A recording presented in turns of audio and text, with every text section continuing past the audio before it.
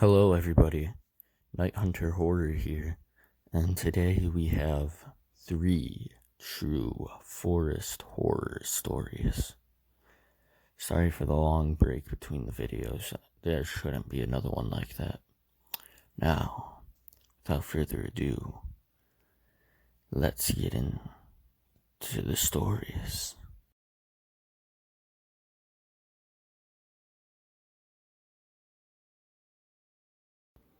I was maybe 14 when this happened.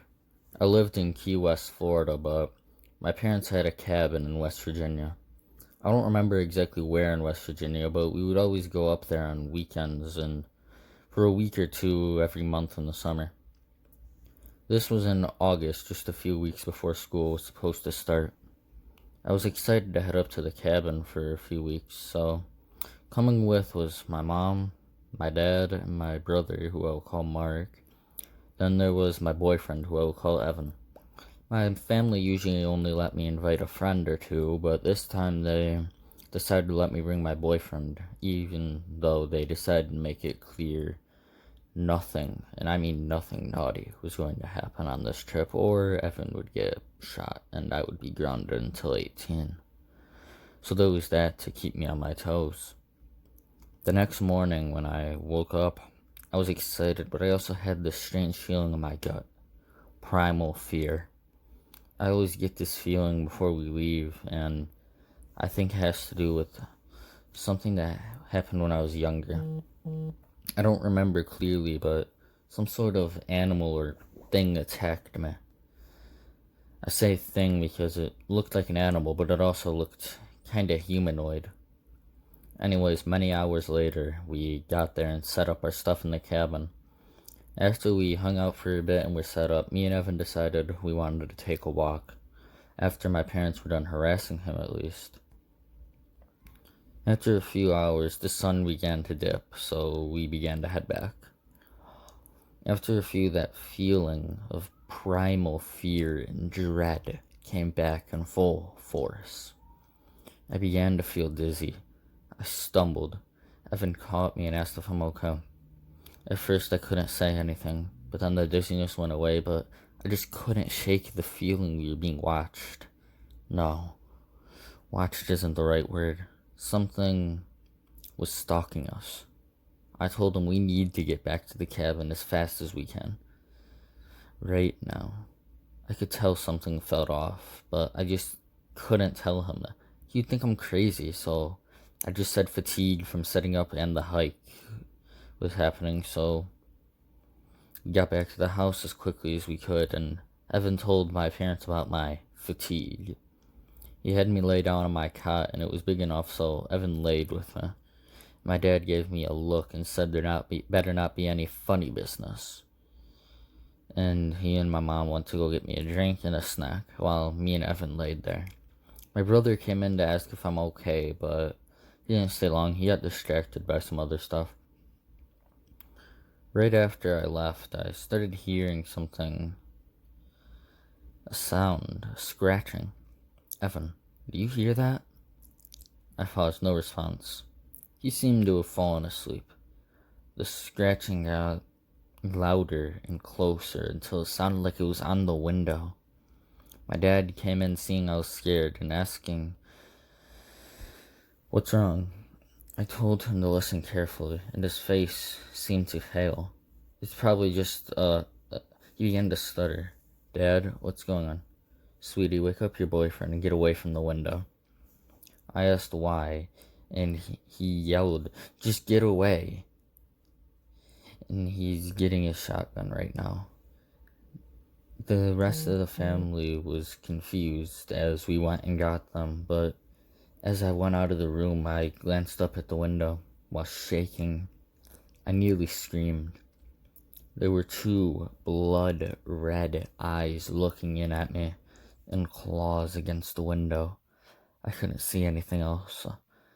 We ran and we ran. My dad yelled to follow him to the car. As I was getting into the car, I felt a sharp pain in my leg. I looked down to see a hand with long, dark claws holding my leg. I screamed and heard a shot ring out, and then the most inhuman scream I have ever heard. The hand let go, and I jumped into the car, and we drove off. It was a few months before we went back, but we only did it to fix it up and sell it. We were staying for a week. When we got there, there were scratch marks on the door and windows. That wasn't the worst part. When we went inside, there was stuff everywhere. Footprints and even blood. We were horrified and began to clean it up.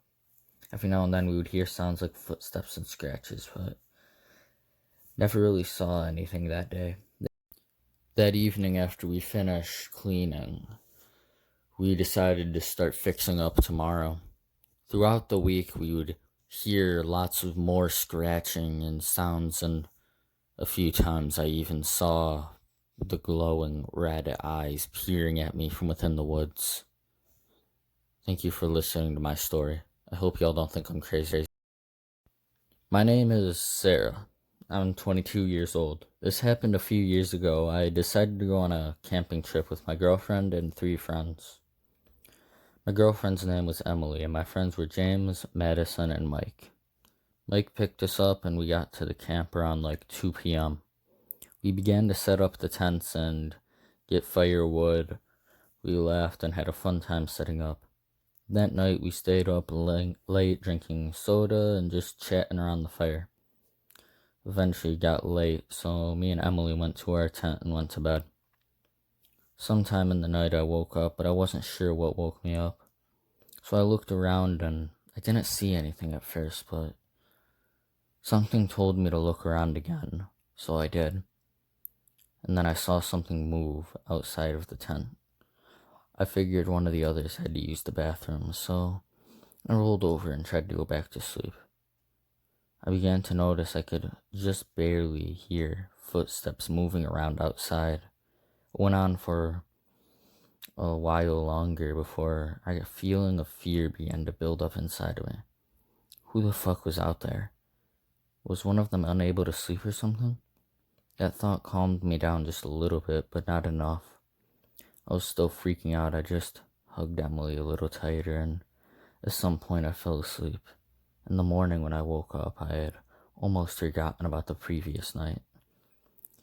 After breakfast, I remembered and decided to ask them about it. All of them said they slept all night. I got chills. I was just dreaming or something, or was someone or thing at our campsite? We went on with the day as usual, though I couldn't shake that feeling of dread. We went fishing and hiked, then came back to the camp for lunch. When we got there, something felt off. I couldn't tell what it was. We made some sandwiches and ate when, out of the corner of my eye, I saw something move in the direction of the tents. I looked over and could have sworn I saw a person for half a second. I'm going crazy, I just said to myself. It was just an animal, right? We went to do our own thing for a bit. James took a nap. Madison went off to take a walk with Mike. And me and Emily decided to read for a bit. So I found a nice shady spot and we sat down and read. After a bit, I looked towards the tents and saw something moving. I wasn't sure what it was, but I decided to go see. When I got there, there was nothing. But on the ground was something red that looked suspiciously like blood. That feeling of dread returned in full force. My heart was pumping a million beats a second. What the fuck is going on? That's when I passed out. When I woke up, it was dark out, other than the fire nearby. Where am I thought to myself. Then I remembered I'm out camping. My God, are you okay? Thank God you're awake. I felt Emily grab me. We were worried. What the hell happened? I passed out, I stuttered. Why'd you pass out? I didn't get enough sleep last night, that's all. I got fatigued because of it. Oh, you need to sleep more.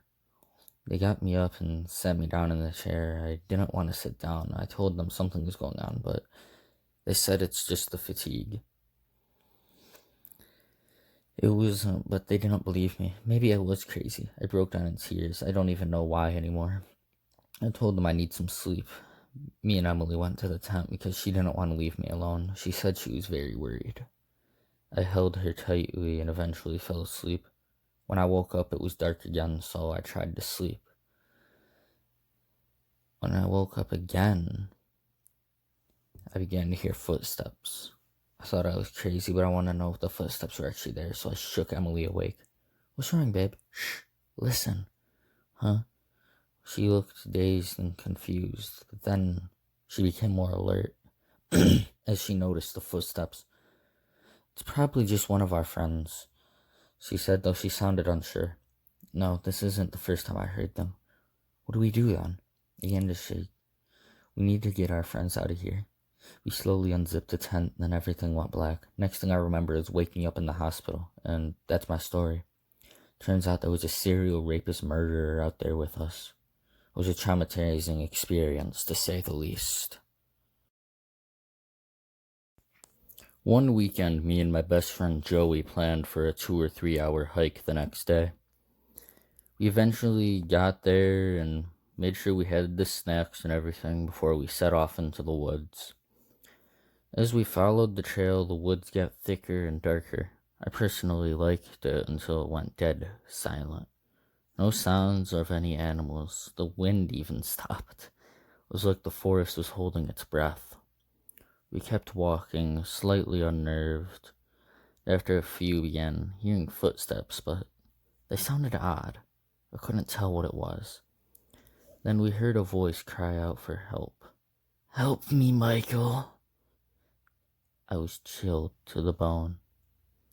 First off, no one knew my actual full name.